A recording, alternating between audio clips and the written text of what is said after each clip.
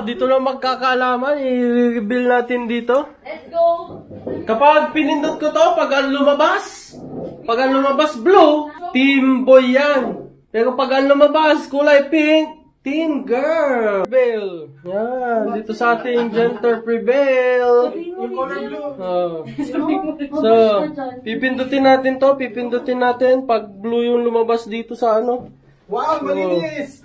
So, pipindutin na natin. 5, 4, 3, 2, 1.